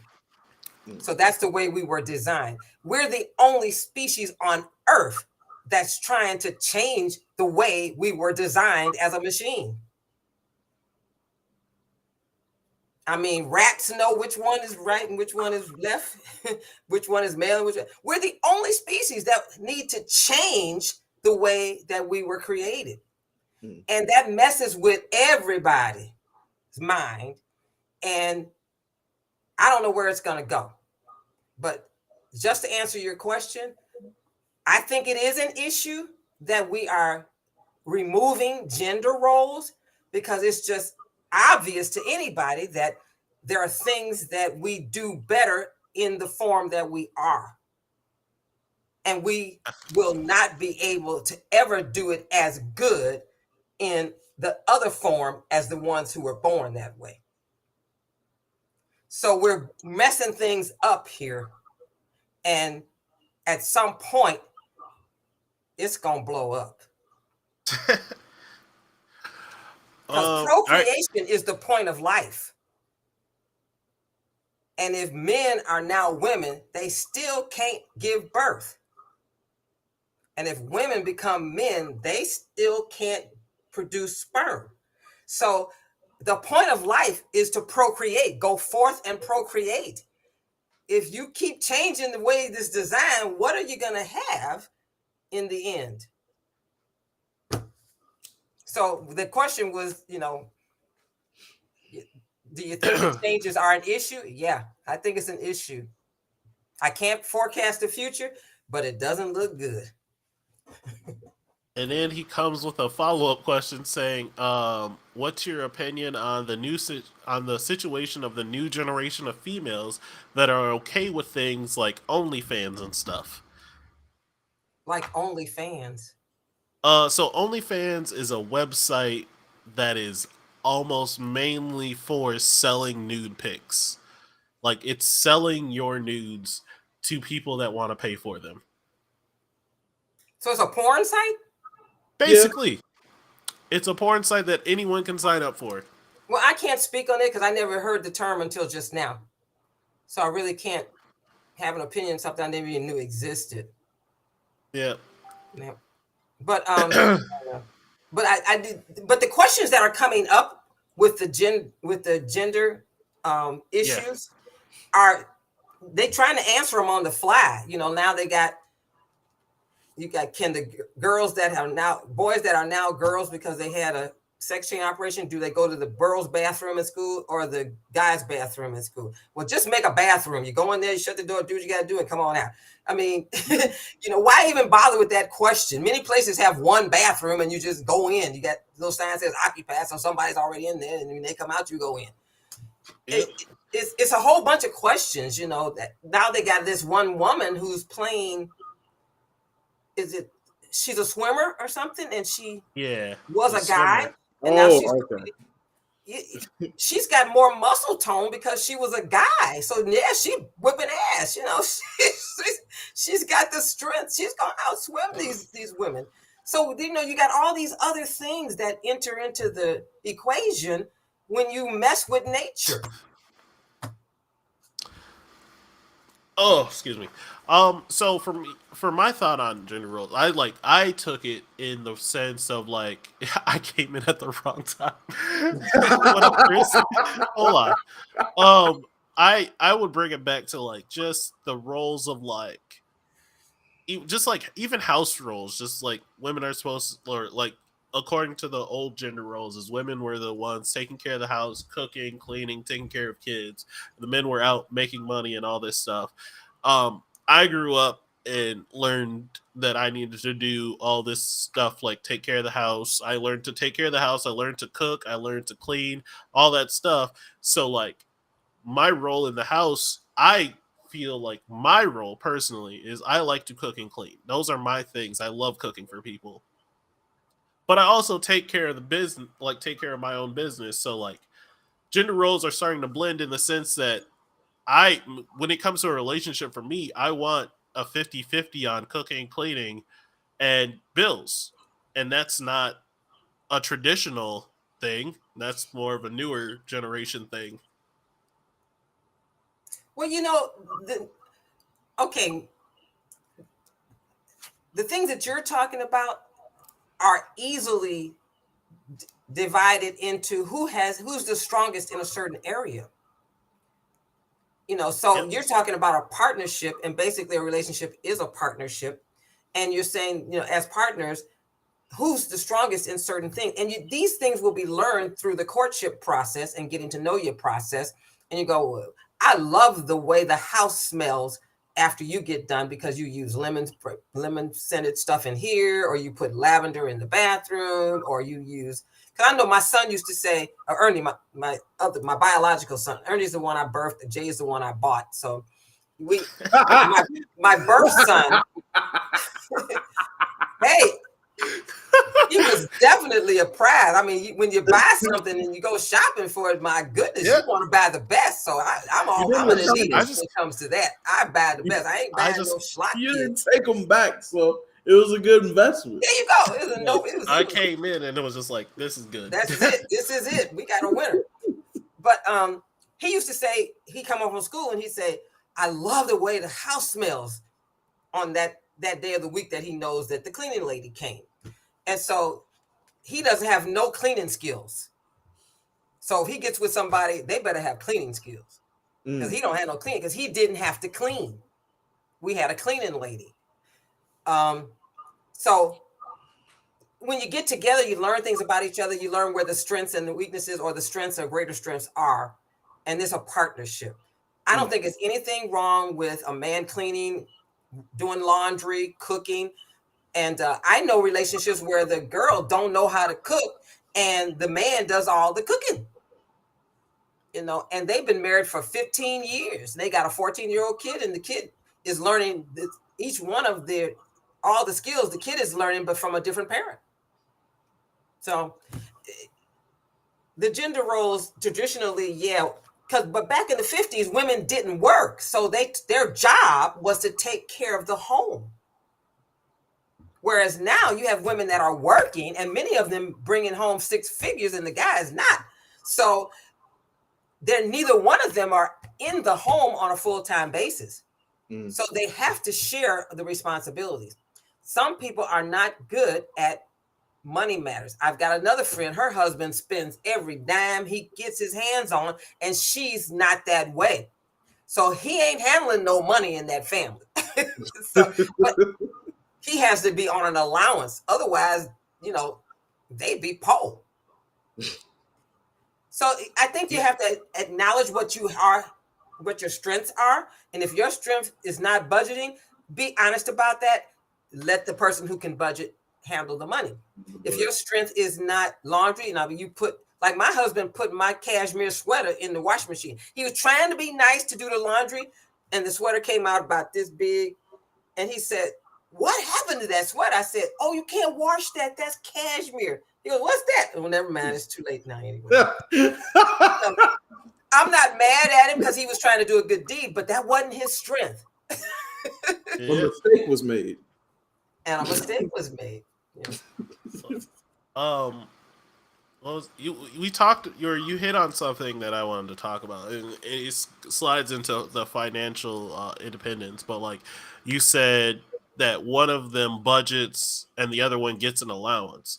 Now that's a little bit funny you bring that up, because my last relationship, that's how my girlfriend wanted it to be, was that I handle the money and I give her an allowance that she can have for the week or the month or whatever.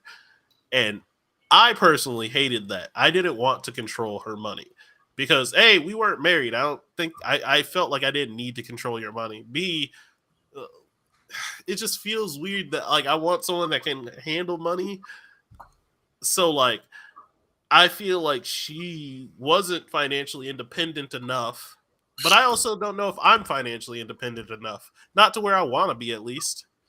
Then you can learn and grow in that together.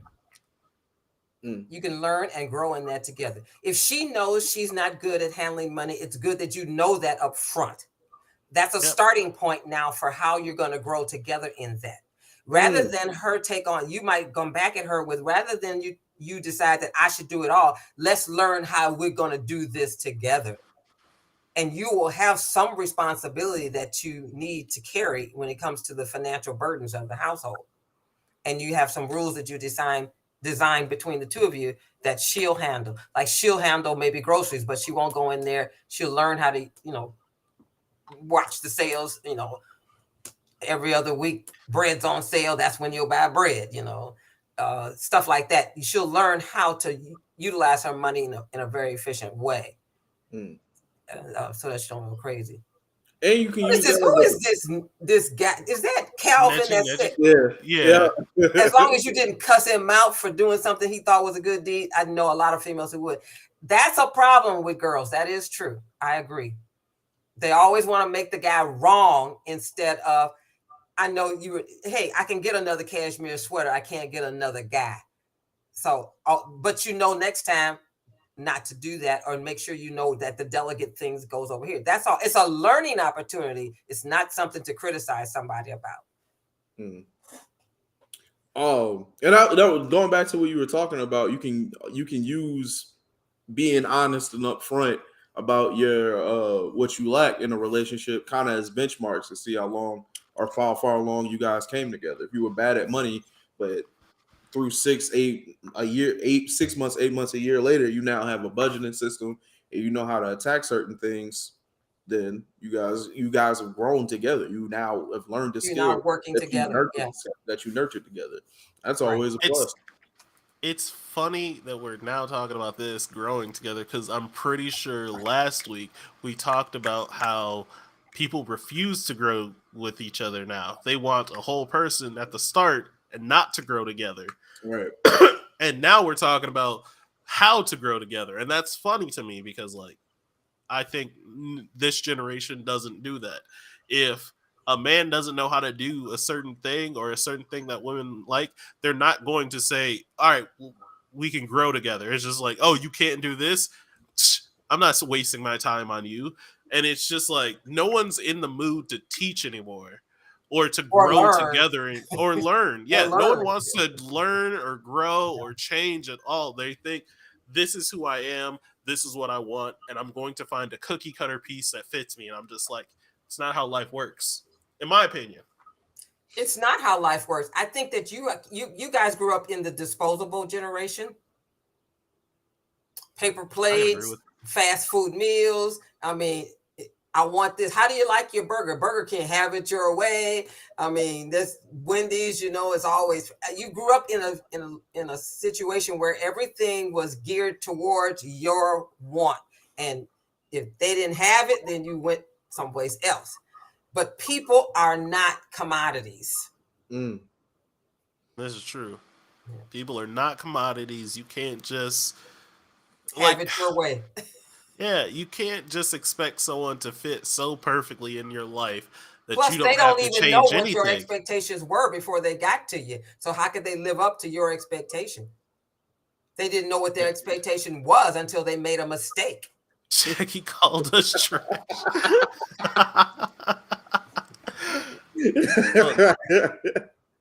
We hold nothing back here. She also spelled your name wrong. I was just about to say it's Jaki. No C, no E. Spell it right, Dajanique. But yeah, so I guess how do we transition into financial independence? Like, how do you even start with that? Well, the first thing is learn that there's something on the other side of a debit card. Your generation gets a debit card and woo, woo, woo. And most young people who got their first debit card, their parents' account was funding it. So they did not set limits. There was overdraft protection that was tied to their parents' account and stuff. So they did not set limits for themselves. So they've got to learn about limits and living within your means. So they also need to learn that there's a difference between wants and needs. Your generation, I'm not saying everybody, but there's tended to be a thought that I need this. Well, wait a minute. You want that. You don't need that. And since I work with women, I'm gearing most of this toward what I've learned and worked with young women. They will get their paycheck. They make $15 an hour. They're in school. So they're bringing home, minimum wage. And on payday, they buy all the things that they want. Well, then 2 days later, they need to pay rent or something. And they don't have any money. They don't put needs and wants in the right perspective. Okay, one of my financial literacy classes, I did an exercise. There was probably 20 girls in my class that evening, and I had a whole 45-minute session on needs versus wants. Okay, so I have my purse that I put my purse on the table, this little cloth bag here, and I said, all you ladies, put your purses up on your desk in front of you, and they did. And I got my little Target bag here.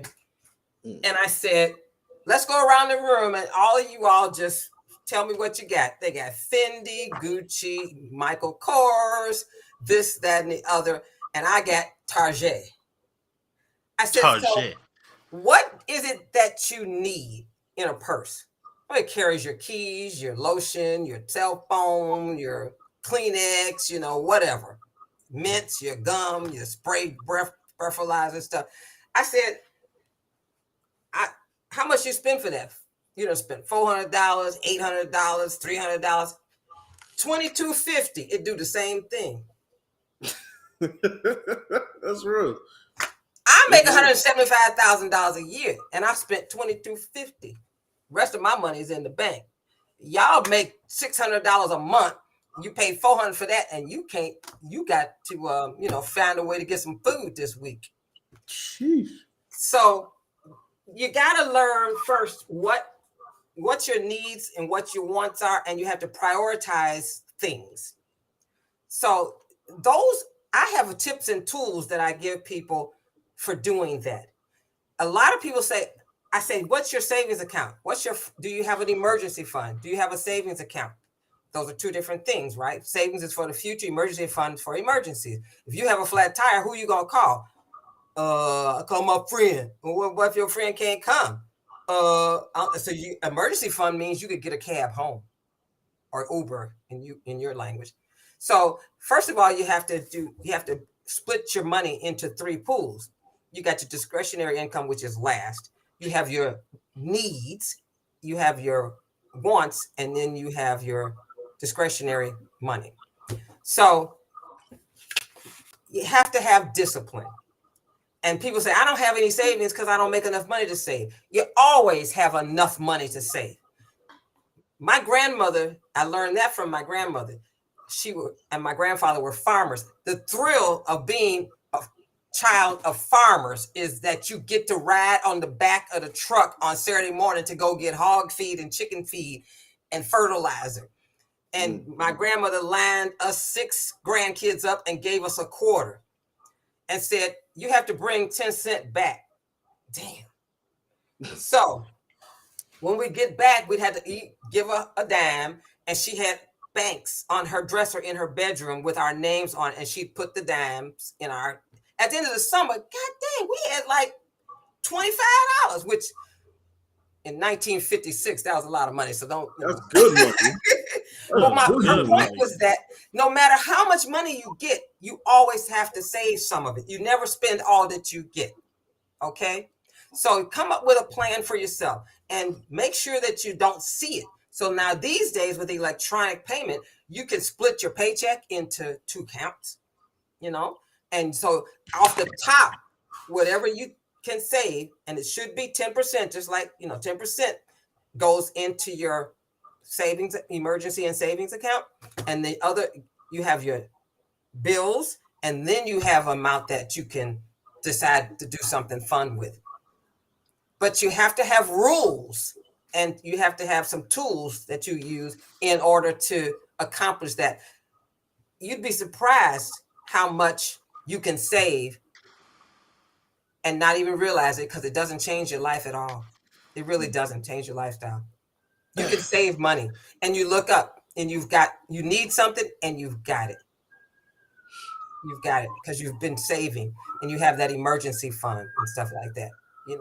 I remember when I was in college, there was a guy who my father taught me to be prepared for whatever. And he taught me how to drive a stick shift like I needed that. Well, when I was in college and I was a sophomore, I went on a date, and the guy that I was with got too drunk to drive, and he goes, "Oh, you had to go to my place with me now because you don't know how to drive a stick shift." My ass got behind that wheel. Let's go. He had, a stick shift, And I drove myself home, and I got out, went inside my dorm, and left him there with his own car to drive home drunk, not me. So you got to be prepared for those emergencies. I could drive a stick. If a lady can't, she got to get a cab. You got that emergency fund is always there. So the other thing that I like to tell people is do not charge food on a credit card. Because you done ate the food, the bill don't come till a month later. You don't even know that you even went to that place and ate. Now, if you can't pay, the bill, you got interest on food that's in the sewers now, Oh, yeah. That's actually all food does go through you, come out, and it's sewage.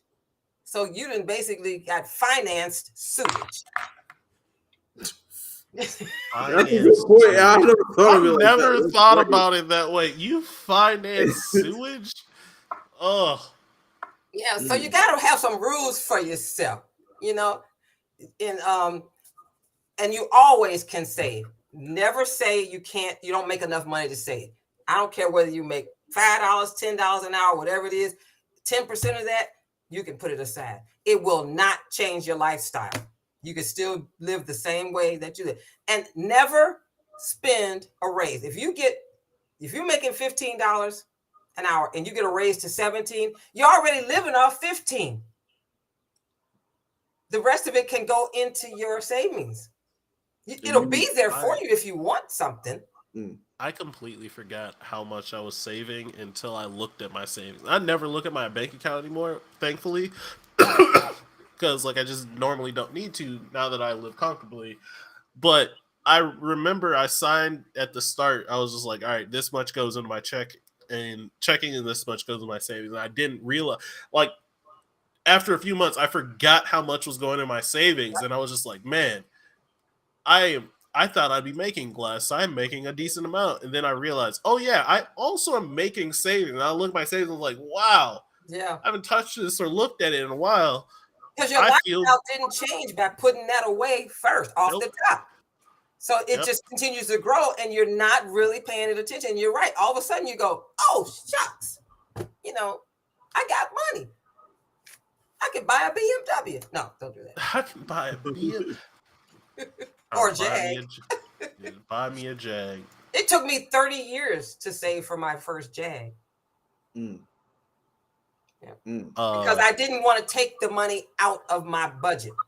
So if I played the lottery and won $100, it went in my Jag fund. If I won money in a tournament, it went in my Jag fund. If I got a little bit of money back on tax return, it went into the Jag fund. So it didn't come out of my basic pay. It came out of things that I was doing outside of working. Extra money. Okay. Yeah. So I do that, but I know I don't split it out because I only have the two. I have my checking and savings, and I'll get my money and pay my bills, and then be like, all right, I know around how much I have left to have fun with, and I still you do that. Sometimes I go a little bit over, and then I dip into things that I shouldn't. I'm like, oh, that was my fault, but for the most part, I'm good. Forgive yourself for that. Don't beat yourself up about that because you're human and that's okay. And you probably have earned it. You deserve it and you can do it. That's fine. And you won't change your whole lifestyle because you decided to, do something that frivolous or whatever, but so don't kill yourself about that. Don't beat yourself up or anything. That's okay. That's just being human. You'll recover from that. But I do make a lot of frivolous purchases every now and then, though. That's just... But I can do it because it's still my free whatever I want money. I still handle all my business and still have my savings. It's just sometimes I'm just like, you know what? I'm treating myself today. Because I took... a discipline. That's all it is. It's a discipline. And people have money, they want to spend money. And you don't have to spend it all. But if you put it away before you get to the part that can be spent, you'll be surprised at how quickly it builds into a nice little nest egg. And then you look up and 5 years later, you can buy a house. You got a down payment. So. Yep, that's my max goal. I took one thing you told me when I was growing up to heart, and that is you said that you live your life, or you I forgot how it goes. Live Like your you life make in your such money. a way. Live your life in such a way that you can do what you want to do when you want to do it. That. So that you don't have to say, "Oh, I want to go to Texas. Oh, I gotta wait till I get paid." No, you want to do it when you want to do it. That's how I do it now, for the Yeah. most part. There's still sometimes where I'm like, I'm gonna Yeah. wait a little bit, But but at like least for you the have most the part, I'm like, yeah. I want this. I'm getting this. One of my friends actually pointed that out to me because like I was talking to them and was just like, man, my keyboard died because I use my keyboard for everything. I was like, oh man, my keyboard died. And the next day I had one. They were like, wow, that was quick. And I'm like, well, I needed a keyboard. I just went out and Do what got you one. need to do. Yeah, do what you want to do when you want to do it. Exactly. Exactly. So I've been It's been quiet fun. because I just want to pick up tips. I'm here. I just want to pick up. I am so tired of being broke all the time. So I'm with all this. yeah. Yeah, you just save. See, You man, just but save. I try. Saving I do sounds be trying to easy. save money, but like, man, I be liking stuff. I be wanting to get stupid stuff, but it don't be helping, and it puts you back in the same situation where you got the stuff and the stuff is cool, but now you want more money. Like now you want money to do other things. So that I think y'all are hit it on the head. It's just the discipline part of The like discipline being part. like, Yeah. hey, let me really have a conversation with myself about what I'm trying to do and the moves I'm trying to make and where I'm trying to go. I'm trying to save up for a trip I'm taking this summer and getting everything right, and then still got to do stuff for the show and everything. Plus, I also want a PS5, like really bad, like really bad. So just trying to juggle all that, and I've been blessed enough now that I got my apartment that I'm set and I'm okay for right now, but I gotta kind of restart everything all over again. But like I don't know, like I said, like learning this and being able to like now that I got the space that I want, kind of pushing myself to the new lifestyle that I'm aiming towards is really been fun and interesting. But these are the things that I need to learn. Like not that like nobody taught me, it's just I got to get better at it and try The to find different discipline ways to part get can be better. Yeah. hard. Yeah. Oh yeah, for real. I buy the stupidest of stuff for no reason, just because it's But the in my. thing about it, as soon as you become independent, start right away. Because I started on my first job out of college. I put $25 a paycheck away, Okay. and of course, I was making $800 a month. My net check was like $600 total, but I put $25 each pay period. But I bought savings bonds. You could buy a $50 bond with $25. Back then, savings bonds they were the face value was twice as much as the actual cost. So I bought a bond and then when I got a raise, I started buying $100 bonds for $50. Okay. And then so I started working in 1973. I bought my first house in 1978. Whew, 7 years. I cashed All right. in my bonds to pay the down payment. Nice. Bought my house. And then my bowling winnings helped too, because I had a lot of bowling winnings back then. And Because all we do is win. well, we didn't win all the time. We won something all the time. We didn't necessarily win all the big prize, but we won something every time. You came home with something All- every day. All the time. Yeah, I covered all my costs in bowling and stuff. Yeah, that all I know is I saw trophies and I still only see trophies in your house, so that's because that's what they do is win. Can I borrow your mother for a year? I think Calvin wants Exactly. some What support. do you plan to do with her? Yeah, exactly. If you just want to talk about finance and stuff and like her opinion on things, fine, but I don't know about the rest. I don't know about borrowing me, Yeah. But so moral of the story, everyone. Discipline and save your money. You can always save something. Doesn't matter. You just want to learn. Well, that creates the discipline. Say start small, just get into the routine, and then it'll grow. Okay. I mean, yeah, tackle like working out and everything like that. It's going to be kind of difficult at first, but once you get into the mindset and the routine of it, then it becomes natural. Then you feel wrong when you don't do it, or you feel a little bit off when you don't do it. Get that 6-pack, Jarrell.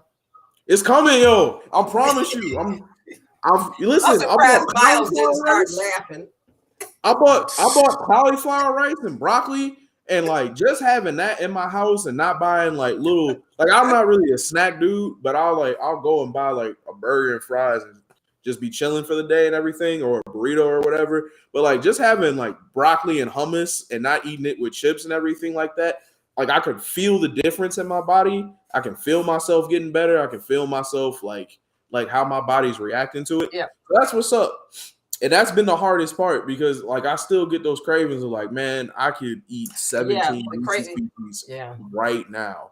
Right now. You know what'll kill cravings? What? Buy something you don't like. I used to have cravings for potato chips. Mm-hmm. And one of my friends, I was at their house, like, you got any chips? And they said, no, I got some rice cakes. I went, well, give me some of that. It's crunchy, and and I ate one of them. Like, good Lord, oh, jeez, Christ. Who can eat this crap? And I started buying the rice cakes because they were just, ugh. And I was the only thing I had to snack on. Finally, I just said, I don't want nothing, It killed my cravings for salty snacks altogether. I never thought about buying something I didn't like and snacking on it, being like, I don't even like this. I'm done snacking. There you go. That's what happened to me. It killed my. I rarely eat potato chips anymore. When I go to Chicago, my mother's former caregiver, he liked chips, and I would buy chips, to eat on the road, and I would bring chips, and we would just pig out on chips the couple of days I was there. But I get back home, I don't want them. See what. That's how I am when I go to Minnesota. I buy chips up there because you guys have chips that we don't have, like dill pickle chips, like Old Dutch dill pickle chips. Oh, fire. Yeah. Okay. I recently found out that you guys now have spicy dill pickle chips, which was so good. Jerome, why are you making the face? Cause, bro, dill pickle chips is foul, but that's your taste, fire, brother. And I hope you enjoy them. But also, there's like White Castle. There's everything that I eat in Minnesota I eat it because I don't have it here. And that's that's fine. That's your connection. To answer your question, Calvin, that is the mother that is up in Minnesota. This is me, Calvin. Yeah. Wait. Oh no, my you hair's a little grayer than it used to be. Calvin hasn't. I don't think you met Calvin. Oh, that's not your cousin, Calvin? No. Nah. This is a friend. This is my friend from high school. Yeah. What's it called? Calvin, we were at her house the first night that you met Miles when we all went over to the bar that shall not be named. Oh, yeah. Calvin just went to the bar. He didn't meet her. Yeah, he didn't come to the house. He didn't go to the house. Okay. Bless you, man. Oh my God. That's hard because if I did that, I wouldn't think I was wasting money. What's wrong with you? He never gave me a chance to meet you. Don't blame me that I never gave you the chance. Nah, go ahead. It's not my fault. I'm not trying to invite everyone over to her house. This is her abode where she wants to be comfortable, not be berated by y'all. Oh, so you do get the concept of a place just being for relaxation and and not dealing with the wild questions that you are asking me while I'm trying to take a nap before our wonderful show. You get that? I don't know what you're talking about, Jarrell. I bet I get it. So Calvin says he's a good body. I think he meant homebody. Or he's good boy. Mother's love. Mother's love. Okay. Oh, he's a good. I'm boy. a good Mother's boy, probably. Yeah. Yeah. All right. Well, Calvin, I appreciate you coming out, talking. I also very much appreciate you coming on the show, Mom. It was fun and wonderful talking to you. Learned a lot. Well, I enjoy listening to you guys on Thursday night when I'm not bowling. Oh, thank you. Last week I taped it because I had to bowl. I didn't have to bowl this week, but I tape it and look at it later. Try to be entertaining, and we love to hear when people come to or listen to us because it makes it feel better. Yeah. Was there anything that you wanted to promote or talk about, Jackie, real quick? No, not really. I'm just doing my community work and trying to keep us strong. We've got a lot of repairs to do in our community, as far as relationships and interactions and respect. So, Respect goes a long way. Yeah, yes, man. it covers a lot of territory. Community building and Yeah. building trust, and knowing that somebody will smell your breath when you need them to. No one's trying to be that close to you right now, or then. When you were It's there. fine. One thing I will do though, I compliment you guys because you are providing a forum for young people to do something that we did it as a family back in my day, where we had family gatherings and we did talk about things, issues and stuff like that, where that's not so much a part of the young people's lives these days. Those big family gatherings where they talk about stuff, you get to see Uncle George is alcoholic. You guys see how the family handles that stuff. We don't really have those anymore. So this is a good forum for young people to get to share ideas, share experience, and they bring what their parents gave them to this particular forum, and you can kind of feed off each other's experiences and shared wisdom and stuff. So I commend you for doing it. I really do. I compliment you. Thank you. I'm very proud. You just don't know. Thank you. I feel proud now that we're doing stuff. You are. It's good. It's saying good. Words on the internet to people. Just voicing our opinion loudly. Yeah. And you laugh a lot. You cannot live without laughter. So that's a good thing too.